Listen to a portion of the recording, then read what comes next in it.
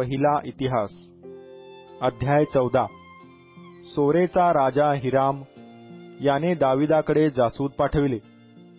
आणखी त्याने गंधसरूचे लाकूड, गवंडी व सुतार दाविदासाठी मंदिर बांधावयास पाठविले। परमेश्वराने इस्रायेलावरील आपले राज्य स्थिर केले आणि आपल्या इस्रायली प्रजेप्रित्यर्थ आपल्या राज्याची उन्नती केली, हे दाविदाच्या ध्यानात आले।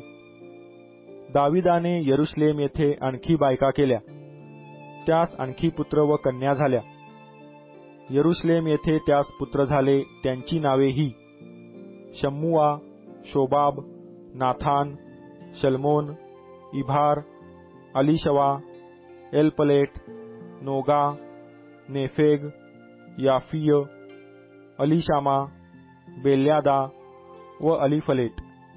दाविदाला अभिषेक करून इस्रायलाचा राजा केले आहे हे ऐकून सर्व पलिष्टी त्याच्या शोधास निघाले।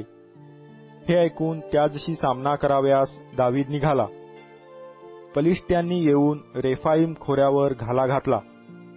दाविदाने देवास प्रश्न केला की, मी पलिष्ट्यांवर चढाई करू काय? तू त्यास माझ्या हाती देशील काय? परमेश्वराने दाविदास म्हटले, चढाई कर, मी त्यास तुझ्या हाती देईन। ते बालपरासीम येथे आले, तेथे दाविदाने त्यांचा संहार केला। तो म्हणाला, देव पाण्याच्या लोंढ्याप्रमाणे माझ्या शत्रूंवर माझ्या हस्ते तुटून पडला। यावरून त्या ठिकाणाचे नाव बालपरासीम, तुटून पडण्याचे ठिकाण, असे पडले। तेथे पलिष्टी आपली दैवते टाकून गेले।